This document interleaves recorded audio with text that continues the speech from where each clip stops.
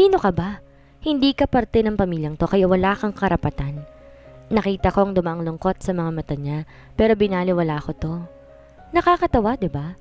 Kasi wala akong karapatan dahil hindi ko dalang apelidong meron ka. Pero hindi mo mababago ang katotohanan na isa akong Mendoza? Sabi niya sa akin. Ano ba talagang binabalak mo? Tanong ko sa kanya. Ang kunin, lahat na meron ka. Dahil lahat na meron ka akin. Akin si Drew. Ako ang nauna? Sabi niya sa akin. Ikaw ang nauna pero iniwan mo siya. Tapos babalik at balak mo siyang agawin sa akin? Sa sarili mong kapatid? Anong klaseng tao ka? Tanong ko sa kanya. Kapatid? Wala akong kapatid. Tumulong luha ko dahil sa sinabi niya. Simula nang dumating siya, hindi man lang ba niya ako tinuring na kapatid? Hindi man lang ba niya ako minahal? Ang sakit malaman na hindi pala niya ako minahal o kahit tinuring man lang na kapatid niya. Sani kung hindi mo ako kaya maging kapatid. Kahit irespeto mo na lang ako bilang isang tao. Hayaan mo lang kami, umalis ka na lang. Hayaan mo kaming maging masaya. Para saan ako, kahit sa kanya na lang. Sabi ko sa kanya. Paano naman ako, Carolina? Ako ang mahal niya, hindi ikaw.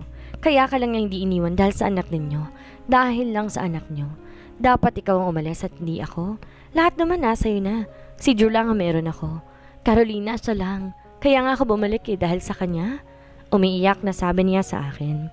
Sunny, sa tingin mo ba nasa akin na lahat? Sa tingin mo ba dahil kasama kong parents natin, naging masaya ako? Na naging maganda ang buhay ko? Mali ka doon dahil puro paghihirap lang naranasan ko. Hindi mo alam gaano kahirap sa akin lumaki na walang nagmamahal. Sana, ako na lang, inabandona nila para malaman mo at maranasan lahat ng pinagdaanan ko. Ngayon naiintindihan ko kung ba't galit ka sa akin si Drew nung nakita niya ako dahil galit siya sa'yo. Sige lang, paniwalain mo lang sarili mo, mahal ka niya. Sabi ko sa kanya at mabilis ako pumunta kay Manang para kunin ng anak ko. Iha, hayaan niyo na po muna ako, Manang. Sabi ko sa kanya. Di naman siya nang ulit at tiniyaan na lang niya akong umakyat sa silid namin. Umiyak ako ng umiyak. Galit ako kay Drew. Pinaglaruan lamang niya ako. He is a liar. Kumuha ako ng bag at nagsimula ako mag-impake ng mga gamit namin ni baby. Di ko na kayang tumira pa sa bahay na to. Habang nag-aayos ako, bumukas ang pintuan at hinihingal na pumasok si Drew. Mi vida, tawag niya sa akin. Tumingin ako at di ako nagpakita ng kahit anong emosyon. Mi vida, tawag niya ulit sa akin.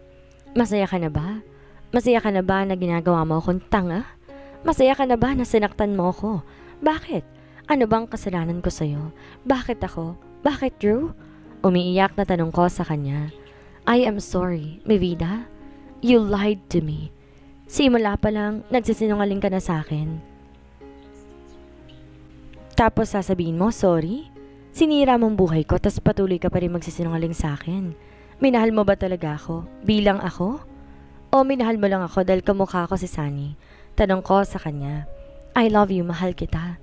Bilang ikaw at hindi dahil kamukha mo siya? Kung mahal mo ko, bakit mo ko sinaktan? Bakit mo ko niloko? Kasi kung mahal mo ko, hindi mo to gagawin sa akin. O baka nga tama si Sanya. Napipilitan ka na lang dahil sa responsibilidad mo. Do not believe her. Mahal kita. Mahal na mahal kita. Carolina? Umiiyak pang sabi niya sa akin. O baka nga tama si Sanya. Napipilitan ka lang dahil responsibilidad mo ko? Ang hirap mong paniwalaan. Ang hirap mong mahalin. Naniwala ako sa'yo na magiging masaya tayo. Naniwala ako na may nagmamahal din sa akin pero umasa lang pala ako. Kasi pare-pareho lang kayong lahat. I hate you. I hate you so much. Sabi ko sa kanya. At isinara ko na ang zipper ng bag. Aalis ka? Iiwan mo ako? Tanong pa niya sa akin. Sa tingin mo ba mananatili pa ako dito? Binibigyan kita ng kalayaan, Drew. Mahal ka niya at mahal mo siya. Magsama kayong dalawa. Sabi ko pa sa kanya. Walang aalis. Hindi mo ako iiwan? Sigaw niya sa akin. Ano pa ba ang gusto mo? Sigaw ko rin sa kanya. Hayaan mo akong magpaliwanag. Hayaan mo akong patunayan sa'yo na ikaw lang ang mahal ko. Sabi niya pa sa akin. Kung mahal mo ako, hahayaan mo akong umalis. Hayaan mo akong maging masaya. Kasi hindi na kita kayang makasama pa. Huwag mo nang dagdagan lahat ng paghihirap ko. Nakikiusap ako sa'yo, hayaan mo na akong umalis. Sabi ko sa kanya. Hahayaan kitang umalis pero iiwan mo sa akin ang anak ko? Biglang naging seryosong mukha niya. Sa akin ang anak ko. Umiiyak na sabi ko pa sa kanya. Kung gusto mong makasamang anak mo, hindi ka aalis. Hindi mo ako iiwan? Sabi niya sa akin at mabilis siyang lumabas kasama ng anak ko. Drew, wag ang anak ko. Akin ang anak ko. Sigaw ko habang kinakalampag ko ang pinto. Makakasama mo ang anak natin kapag nangako ka na hindi mo ako iiwan. Sagot niya sa akin mula sa labas. Oo, hindi na ako aalis. Pangako, hindi na. Hindi ako aalis. Sagot ko sa kanya. Bumukas ang pinto at lumapit siya sa akin at niyakap niya ako. Hinalikan din niya ako sa noo. Don't leave me. Mahal na mahal kita. Hindi ako aalis. Sa ngayon hindi. Pero pag may pagkakataon na ako makaalis dito, aalis ako at di na ako babalik pa sa buhay mo. Darating ang araw na ikaw naman na magmamakawa sa akin at sisiguraduhin ko. Mangyayaring araw na yon.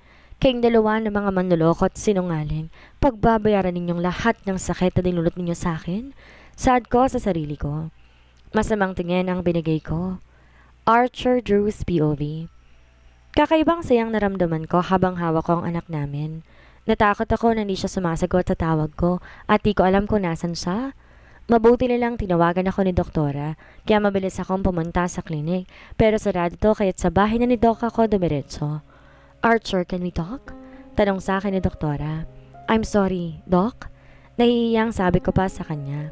It's okay, pero may gusto sana ko itanong sa'yo. What is it, Doc? Mahal mo ba talaga si Carolina? Tanong niya sa akin. Hindi ko inaasahan na ito ang itatanong niya sa akin. I love my wife, Doc. Sagot ko sa kanya. I saw you. Kasama mo si Sunny. Alam ko na wala akong pakialam sa buhay ninyo, pero wag mo naman sanang saktan si Carolina.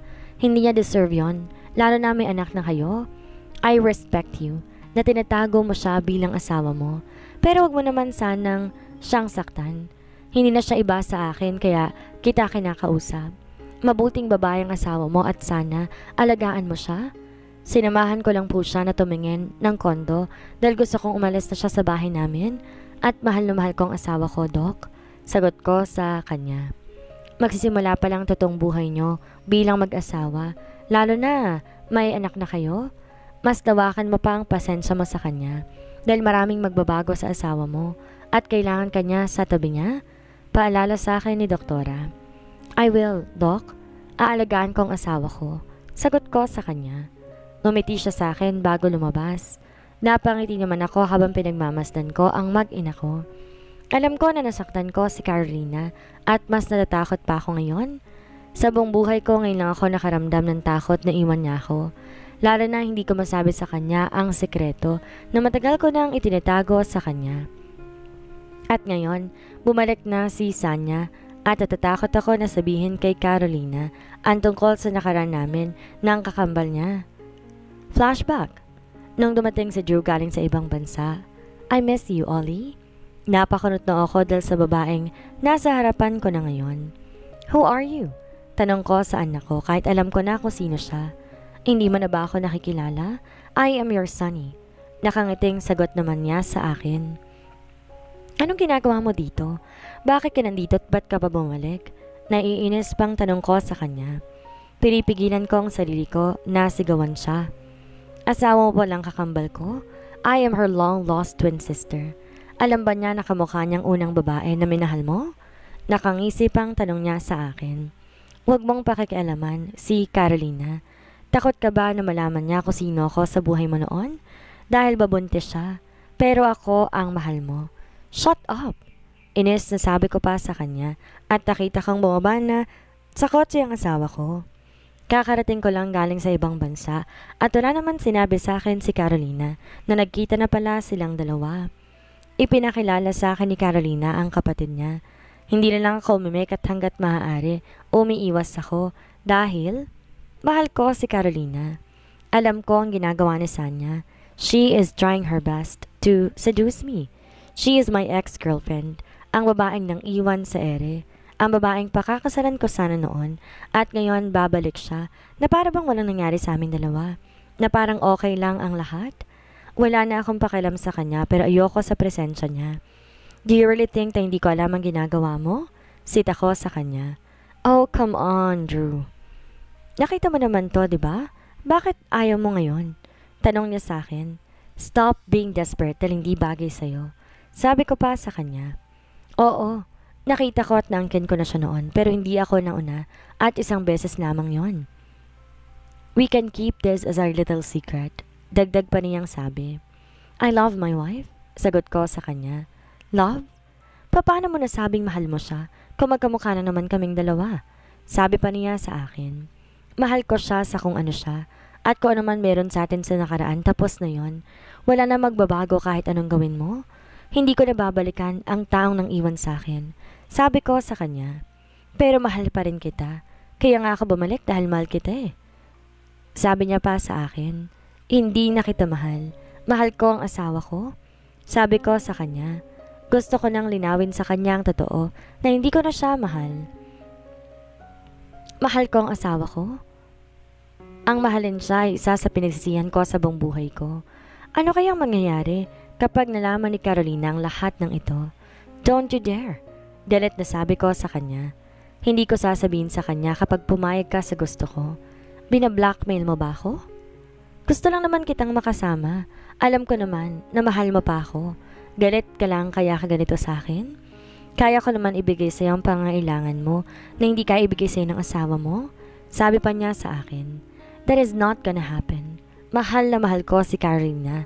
Sabi ko sa kanya at mabilis ako umakyat sa silid namin ng asawa ko. Pagpasok ng silid namin ay mahimbing siyang natutulog. I am sorry, mi vida. I need to do this. Mahal na mahal kita. Patawarin mo sana ako kung di ko masabi sa iyo ang totoo. Mahal na mahal kita. Kausap ko sa natutulog kong asawa. Hinalikan ko siya sa labi bago ako lumabas ng silid namin. Manang, hindi po muna makakauwi dito. Alagaan niyo pong asawa ko. Saad ko kay Manang. Ako na ang bahala sa kanya. Nakangiting sagot sa akin ni Manang. Salamat po. Sige po, aalis na po ako. Paalam ko pa sa kanya. Mahirap ito para sa akin, pero ito lang naiisip kong paraan para makaiwas kay Sanya. Ayoko na magpadalos-dalos sa mga desisyon ko. Iniisip ko pa rin ang asawa ko dahil kapatid niya ako. Kaya tiniis ko na hindi umuwi sa kanya kahit alam ko na nasasaktan ko siya. Pinauwi ako ngayon at excited na rin akong makita siya pero biglang uminit ang ulo ko dahil wala siya sa bahay at biglang bumuhos ang malakas na ulan. Iho, kumalma ka dahil sinundo na siya ng driver? Sabi sa akin ni Manang. Nag-aalala lang naman po ako, Manang. Gusto lang din daw niyang magpalamig. Tsaka malungkot yun dahil hindi ka na umuwi. Sabi pa niya sa akin. Pasensya na po kayo, Manang. Busy lang po ako sa trabaho ko. Mahalaga ang trabaho pero mas mahalaga ang pamilya. Iho? Nakangiting sabi niya bago ko iniwan. Alam kong ibig niyang sabihin pero hindi na ako tinatantanan ni Sanya. Kulang na lang gusto ko na siyang ipatumba sa sobrang inis ko. Uminit ang ulo ko dahil nabasa ng ulan ng asawa ko. Nadala lang ako ng init ng ulo ko kaya tumaas ang boses ko. Nakagad ko naman pinagsisihan. Shit! Ang dami ko ng problema ngayon at nagsabay-sabay na hanggang sa nakalimutan ko ng asawa ko. Sumama ka sa akin, sabi ko kay Sanya. Sa magiging kondo mo, hindi ka na po pwede dito. Lalo na't malapit ng mga anak ng asawa ko. Sagot ko pa sa kanya. Promise me na pupuntahan mo ako doon. Okay. Sagot ko sa kanya kahit na wala naman akong balak, ito pa rin ang sinabi ko. I need to check para naman mapalis ko siya sa bahay. Pinakita ko na sa kanya ang kondo niya. At kagaya ng ginagawa niya, sinubukan na naman niya akong akitin. This time, nagubad na siya sa harapan ko. Pero walang epekto sa akin dahil tayong asawa ko lang ang bumubuhay sa init na natatago sa loob ko. Umuwi kami at masakit na ang ulo ko at kailangan ko munang umidlip. Pero, nagising ako dahil biglang nagring ang phone ko at si Papa ang tumatawag. Hindi ko alam kung saan siya pupunta. Nandyan na ba siya? She's not here, Papa. Sagot ko habang lumalakas ang pintig ng puso ko. Hanapin natin siya. Baka ano pang mangyari sa kanya. Tinawagan ko na mga posibleng puntahan niya pero wala siya. Hanggang sa nakatanggap na ako ng tawag mula kay doktora. Nanganak na ang asawa mo. Sabi niya sa akin at mabilis nang ibinaba ang tawag. End of flashback. Hindi ako pabor na bumalik kami sa bahay nila dahil mas maayos na kami sa kondo. Pero dahil sa kakambal niya, kailangan na namin bumalik. Kung may binabala kang masama sa mag-ina ko, tumigil ka na. Sabi ko kay Sanya, hindi mo tinupad ang usapan natin. You lied to me. Pinaasa mo lamang ako. Galit na sabi ba niya sa akin? Sa tingin mo ba talaga tutuparin ko ang sinabi mo? Hindi ko ipagpapalit ang mag-ina ko sa isang katulad mo at wag mo nang gamitin laban sa akin ang nakaraan natin dahil aminin ko sa kanyang totoo. Sabi ko at pumasok na kami sa loob ng bahay kasama ng baby ko. Lumipas sa mga araw na papansin ko, nag-iiba ng ugali ni Carolina. Mabilis siya magalit sa akin kat wala naman akong ginagawa. Gusto ko na kumuha kami ng katuwang niya sa pag-aalaga sa baby namin pero paulit-ulit siyang tumatanggi. Hanggang sa naisipan kong tawagan si doktora. Sa tingin ko nakakaranas siya ng postpartum depression. Base na rin sa mga sinabi mo na mga pagbabago sa kanya. You need to understand her dahil maraming babae ang nakakaranas ng ganyan pagkatapos manganak. Kahit hindi niya gusto, hindi niya maiwasan na hindi mairita o magalit kahit sa malit na dahilan o bagay.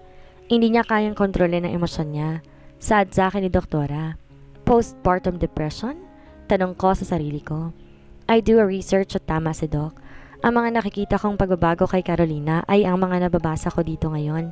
At nang sabihan ko siya na kailangan namin pumunta sa doktor, nagalit siya sa akin. Kaya naman di ko na siya kinulit at hinayaan ko na lang siya sa point room niya. Kinabukasan maaga akong pumasok sa trabaho pero bigla akong kinabahan noong nakatanggap ako ng tawag mula kay Manang. At alam na ni Carolina ang totoo. Mamayang gabi ko na sana aaminin sa kanya dahil yayayain ko siyang lumabas pero hindi na nangyari. Gusto ko magpaliwanag pero ramdam ko ang galit niya sa akin. Ayoko mang gawin pero wala akong choice. Dahil ayoko na iwan niya ako, hindi ko kaya.